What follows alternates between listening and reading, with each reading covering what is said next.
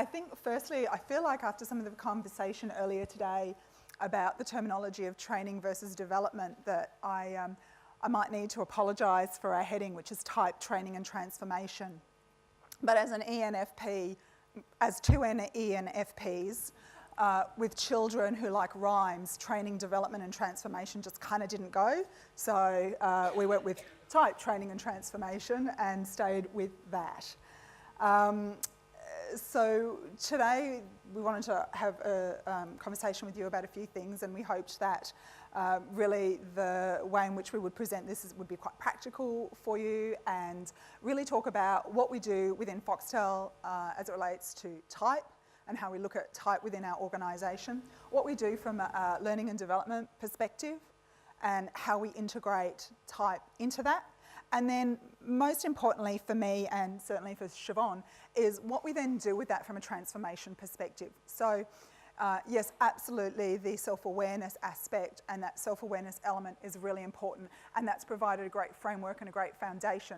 But for us it's also about what have we done after that self-awareness, what happens from a transformation perspective beyond that. So we're going to talk about that a little bit. Probably what I'm going to do is just set the scene, give you a little bit of background in terms of Foxtel as an organisation, and I think that the reason that that's important is because your organisations are different to our organisations.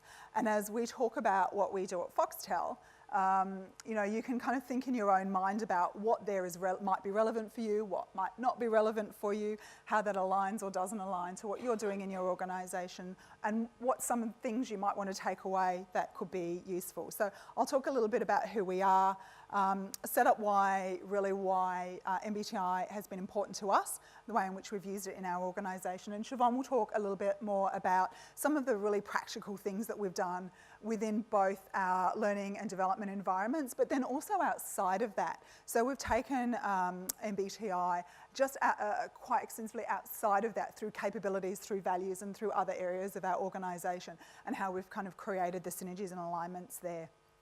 So Siobhan will talk a little bit more about that. You can see from this slide a little bit about who we are. We're an organisation of 3,000 people, and we're quite diverse, I guess, in terms of the organisation that we have. So really, if you think about it, we're in media and entertainment, yes. So we have a lot of people that work in television, that work in production, that work in media, but we also have your typical finance and marketing and corporate divisions, and we also have large call centres of customer service and sales staff. So when we sort of talk MBTI and the way in which we use and integrate that into our organisation, there's a lot of diversity in terms of the style of people and the type of organisation that we have that we're trying to embed this in. And of that workforce, there's about 500 to 600 of our employees that are actually leaders of other people. So that's been very important to us to understand how many leaders we do have and the way in which we approach this with leaders to then teams to then others. So this really is, as I said, going to be about our experience and what we've done. We first typed Foxtel from an executive and senior leader team perspective in 2010. And it was only just recently in 2015 that we went and did that exercise again. And you can see from this, you know, of those that responded and that we had a look at, our type across that group of people is ENTJ. What we did notice, or interestingly, I'm not quite sure what Dan would say about this from a diversity perspective, but when we went back and had a look at 2010 and what it was in 2010, it was also ENTJ. So I'm not quite sure what that says about us in terms of diversity and employing people that are really different and bringing unique ideas, but it is a group that are our executives and senior leaders. So what we did notice this time, though, was a increase, in fact, in the number of P preference styles within that group. And what's kind of also interesting about that is that between 2010 and 2015 organisationally, there's a lot of change. In that period, we actually had a new CEO. we probably had an almost entirely new executive team, bar a couple of people, and a lot of change within our senior leader team as well. So we've kind of had a lot of change and shift in people, but if we have a look at that group 5 years ago to today, the cultural type's still the same. You did this work. Is there anything you want to add to that? No, that's excellent. That's all good. So I'm going to talk a little bit about why MBTI, I guess, and why it's been really critical to us and what's been the most important. And we talked about, well, we actually started using MBTI as a framework and as a tool and as an instrument in 2008. So for us, this has been about 7 years of experience and 7 years of work and 7 years of evolution, and continues to be. So absolutely for us was about building that framework and about building that level of self-awareness that we could then build on and apply to other areas of the business. And so the way in which we've done that is then being able to use that self-awareness framework to integrate and build upon in the ways in which people communicate, the ways in which team operate, the ways in which we lead other people, the ways in which our people react to change. And so we've used all of these lenses to come back to MBTI as a framework and as a level of self-awareness in terms of, well, now that you know that about yourself, how do you react and respond in these different circumstances, and how do you interact with others and or help others who are going through change or needing to communicate with others or trying to solve some problems. So we've kind of used it in that sense as that framework. I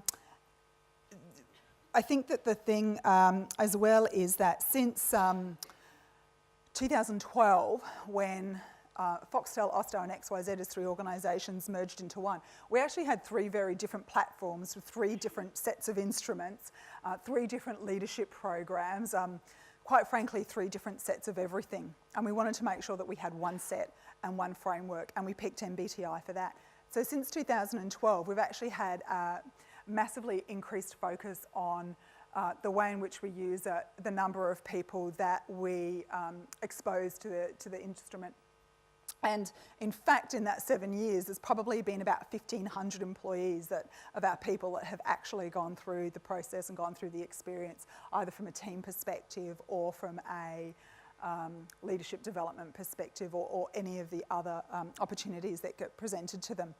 And at that time, we also made the decision that through our organisation, this wasn't just something that an organisation development team was responsible for or delivered, and all of the business partners within our organisation that are aligned to functional areas were also accredited in MBTI, so that the common language, the framework and the toolkit really just infiltrated across all of those areas, as well as from our team integrating and embedding them into the programs that we ran. This is a very high-level picture of what our development framework looks like. So we have a suite of what we would describe as operational development programs, so customer service, sales, product-related, systems-related, where we haven't yet introduced, unlike John was talking about, induction and employees that come in and they experience MBTI, we haven't introduced that at that level yet. But we have introduced it at all of the other levels of our training programs, from our professional development, not only through team building and coaching, but also through communication and change, which Siobhan will talk a little bit more about in a minute. We've also integrated it through leadership development. In fact, leadership development is where it started. So it started with our leadership development programs, and the popularity of it and the language of it and the terminology of it became so popular that we started with frontline leaders, and it became so popular that our senior leaders were actually asking about it. So we did the reverse. We started at a more junior leader level, and then our senior leaders started to talk about what is this MBTI and why can't we have some? And so then the more senior leadership programs were created. So it's weaved all the way through our leadership development programs, and then also some work we did. Our leadership program is called Lead the Way, and we ran some MBTI in that executive program. And what I would say is we have done some more work recently with LSI and LI with our executive team, but the feedback that we have had from those executives that have done LSI and LI who have also done MBTI is the fact that I had that self-awareness and that understanding from an MBTI perspective has actually helped me get my head around LSI and or LI, and I understand how I operate much better because I've done the both.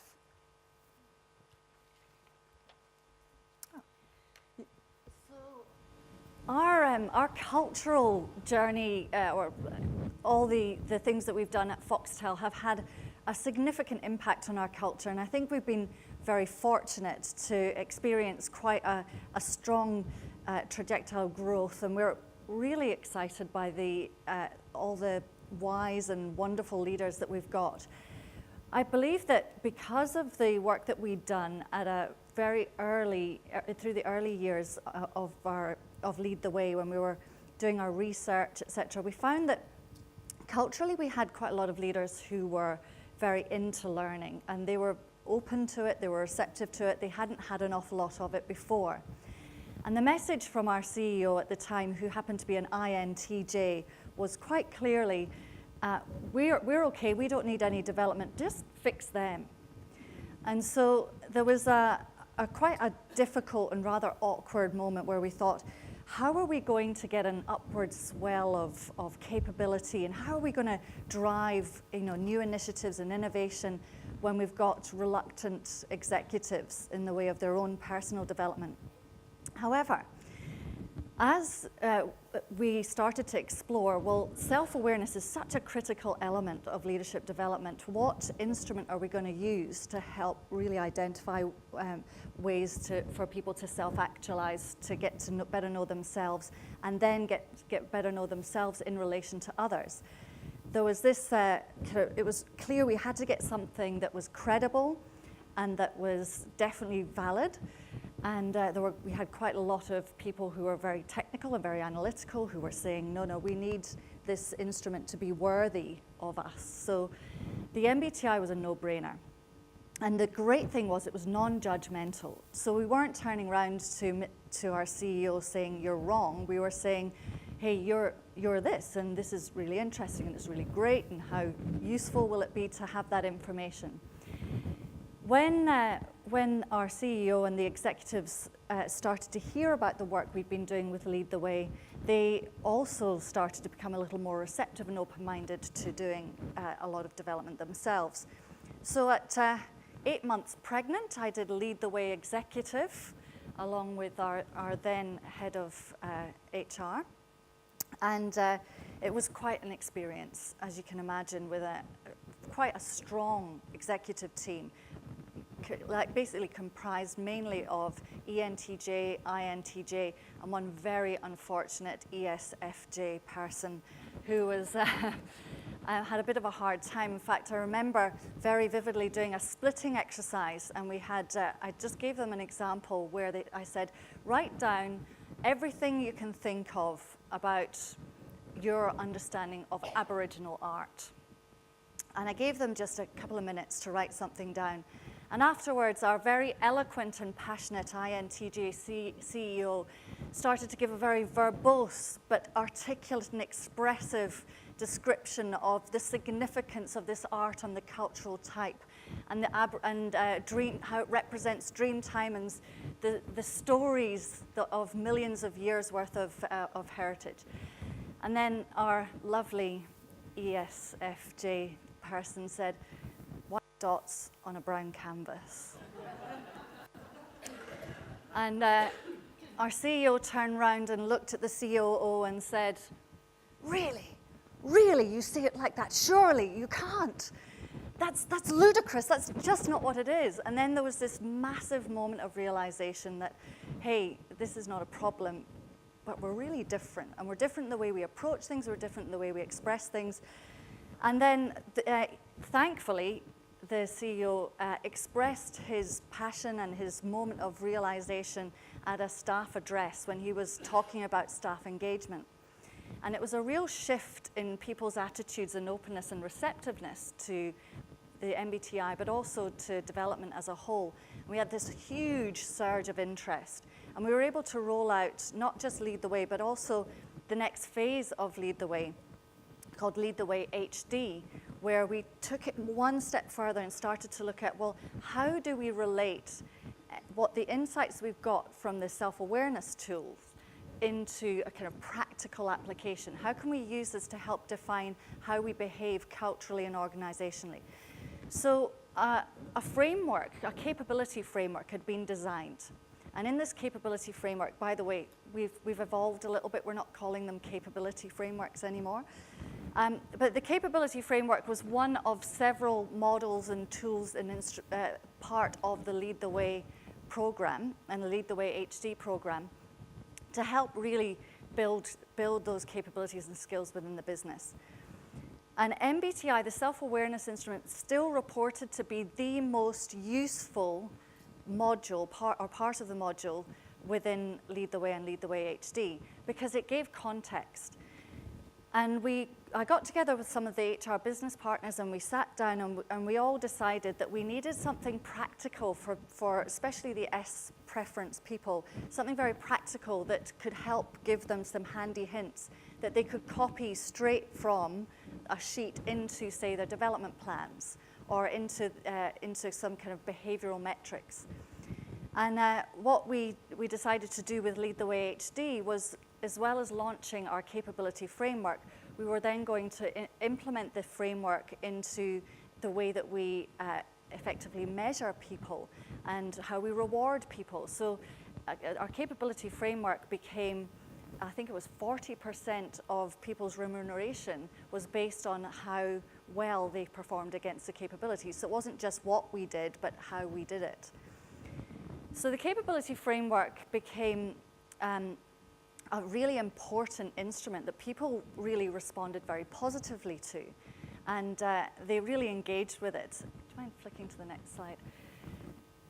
And there's a picture there in the corner of that capability framework. We've got lead effectively, collaborate with others, personal effectiveness, and achieve results. So if you think of the 3 C's earlier on, it actually touches into those 4 elements. And within each of the 4 areas of capability, there were 2 subheadings. Now, no one ever remembered anything in the capability framework, but when it came to identifying what are the things I need to do to behave around here, it was a useful frame of reference. But people still said, yeah, it's all very well, these are lovely statements, but what does that mean for me from an action point of view? What do I need to be doing? So using the MBTI frameworks and all the different dichotomies, for each one of the MBTI profiles, we mapped it to the capabilities. And we gave them a 1-pager at Lead the Way and Lead the Way HD that said, look, this isn't an absolute. There are going to be some things that you've already developed, but there may be some things that we can help you with in the way of continuing to develop. And this might just help explain why there are some areas that you're going to find very easy to do and some things that are a little bit more challenging. And almost without exception, people would say to us, the self-awareness was really important, but this tool was awesome. Because it was this tool that actually gave them that real practical takeaways that could help them measure their success. On the back of that were, as you can see, for each one, it's a bit hard to read. You don't need to really read them, but for each individual capability area, we had strengths and potential development. And we deliberately used the word possible or potential development. So we're not saying this is what you're going to be rubbish at. What we're saying is that it's possible with this profile that you'll find some elements a little easier than others. It was very, very well received, and we were given lots of encouragement to continue using this. And all was going really well, and we were getting great success, and we were getting some very clear shifts in behavior. We created a capability booklet for each leader level, which had an extra bit of information to help them with. But Nick and I both agreed that as interesting as it was extraordinarily complex, because you had 8 capability areas and 4 leader levels and various stages of development depending on what leader level you were. So to keep it really simple, this was actually a preferred tool to help people with their development. So around about 2011 or 12, it was 12, wasn't it? So 2012, when All-Star integrated with Foxtel, we had this little moment where I sat down with Nick and I said, look, you guys in All-Star have been doing all this work in leadership development using this kind of language, and here at Foxtel, we've been using this kind of language, and now we've come together. We need to revisit whether the capability framework is as relevant, because there was a bit of crossover and there was a bit of conflict. So we used the moment of launching a new set of values at the same time as launching the merged businesses. When we launched the values, we kind of said, look, this might be a really great platform as well to help people understand what behavioral expectations are required. So we have... The reason that this was also really useful at the time was that we had different leadership programs, we had different sets of capabilities, but the one thing that the organisations had relatively in common, whilst we may have used slightly different language, was the values. And so actually bringing the values together as that framework and that foundation to then continue the MBTI work was actually a really useful tool and a really useful way to do that. So, yeah. So we revisited that one pager and we had a look at each of the different MBTI profiles and mapped them to some of our values.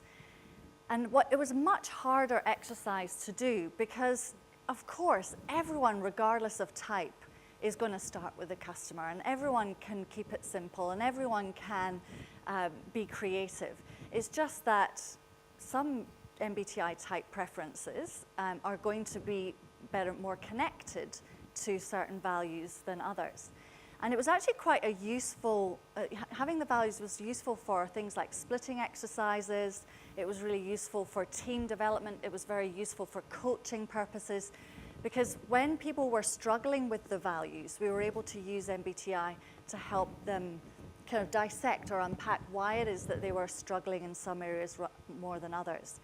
So this is not a completed version.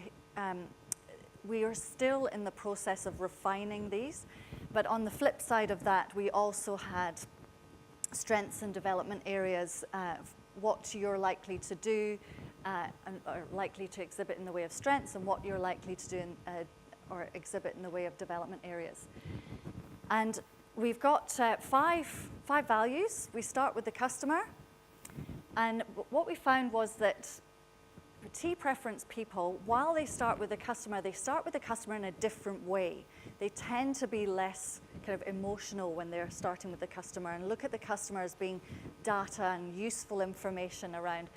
At one point, one area of the business talked about customers as being eyeballs. And so there was this thing of, well, maybe a shift in perception and maybe a different language, maybe rather than talking about our customers as being eyeballs, being watching TV, we actually start using the language of customer and see how we go. And so that was a little insightful moment. But it really has actually shaped the way that we express ourselves and the language that we use. So when we had a value of we work as one team, that whole thing of working collaboratively, F preference people tended to find working as one team just came naturally to them. But when you looked at our ENTJ culture, it was quite obvious that we had these little silos working over here. And when we did lead the way, we'd say to people, describe our culture, and almost always the first description or word that people would use is siloed. We're very separate or fragmented. Once we had a real shift in the executive, and we really focused in on some of the behaviors, we did start to see quite a significant shift in the way that people collaborated with each other, the way that decisions were made, the way that people were involved in all aspects of a program or a project. So we were very fortunate in that we were given a lot of opportunity in people and culture to shape the way that the integration was perceived and manage the change process. That was a responsibility that was, tough and very challenging, bringing two businesses together. But I think it was made all the easier by having a language that people understood and having clear set of values to help us through it. Consequently, we actually won awards and all sorts of things for the way that we managed that change process and worked together as a team. And it really gave us a lot of credibility throughout the business, being able to weave in kind of development, leadership, team development, our ability to help and engage people through a whole change process and support people through change using this particular tool or these instruments. So I do think it's had payoffs from a cultural perspective. It's had payoffs from an integration and collaboration perspective. Most of all, it's had a payoff from a behavioral perspective, looking at how we align with our values. One of the values that has come out loud and clear that we do struggle with is that we keep it simple, okay, or we make it simple. At Foxtel, we've got quite a lot of old systems that, we can't get rid of them, because if that computer goes off there, we go black to air. But that computer over there is about, 20 years old. And so because of some of those legacy issues around technology and around some of the way this constructs of our product, we have struggled to keep things simple and continue to innovate. So it was quite useful doing lots of workshops and team workshops, using MBTI as an opportunity or a lens to really look at what is it about simplicity? What is our attitude, our mindset, our belief system around simplicity? What do we need to do? And how can we leverage it off each other's skills and expertise? And what was really useful is when we were doing our team building events, which we've done hundreds of them now, the word has got out that having team building exercises, building on what people learn in leadership development, is a really great way of exploring their relationship to simplicity and how each team can help to make a difference and get rid of some old processes that just don't work for them anymore. So the ISTJs have got purpose. And they're all really excited because they're given a bit of a project to do, and the end preference people are helping them shape it and create possibilities and innovate and get those ideas going. So it's become a really great time for people to work together to get that result. The two that are not on there are around courage, and courage was a real big one. Whenever we were doing leadership development, we often had this challenge around feedback and coaching, and often you'd find people saying, I can't give feedback, I really struggle with feedback. And there was a conversation earlier on about how do what's the impact on culture when that fear stops you from giving feedback and giving clear feedback. Using MBTI helped people to get the courage to say, well, look, I'm an F preference. I just need to say things in a different way.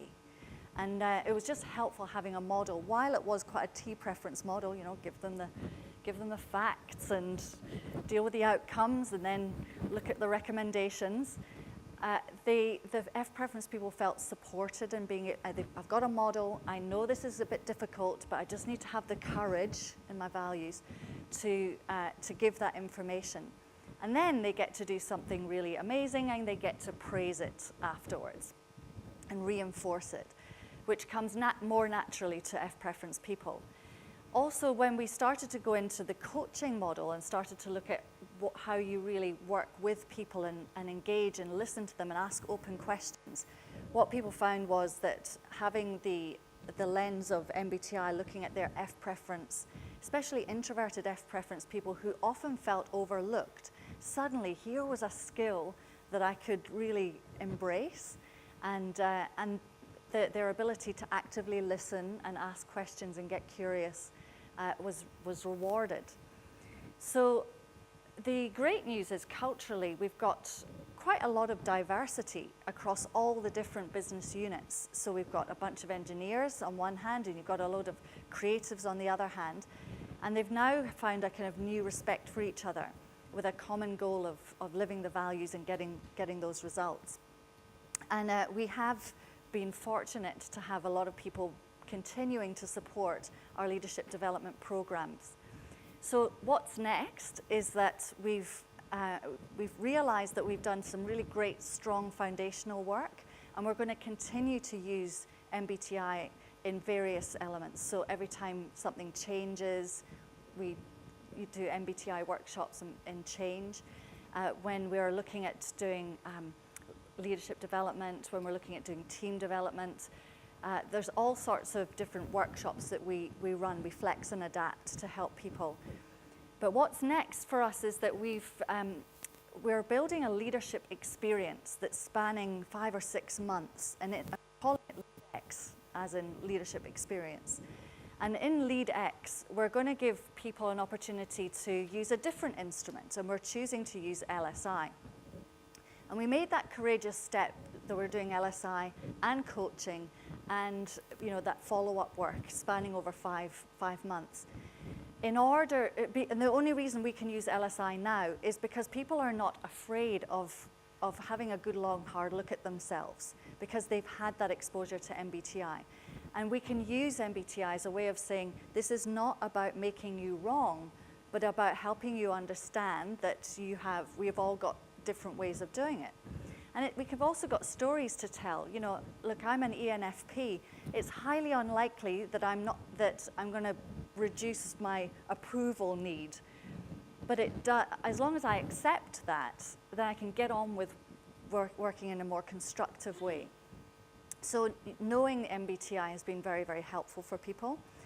So this leadership experience, during that program, we're going to help create a blueprint, which is going to replace a complex capability framework. And that blueprint, we're going to encourage each and every person or talented person at the workshops or at the experience to really get their head around what is it that we need to be doing around here? What are some of the things we need to be celebrating? And one of those things we're going to encourage is around celebrating diversity, celebrating inclusiveness, celebrating all those things around our values. So that's what's next. Nick, anything else? So I think, like others, what's next, there's a question mark over some of that, but that's the exciting part for us, particularly, the possibilities and what that brings. But what we do know, aside from the LeadX, is that MBTI has been a great instrument within our organisation. It will continue to be there. It's providing an extraordinarily good framework and extraordinarily good common language across our organisation. We will continue to do the team-based sessions. We will continue to integrate it into leadership development work. We will continue to use it in communication and change and all of the other areas because we've just seen the benefits of it and the increased communication and increased self-awareness and the outcomes that it brings. So that's what we do know.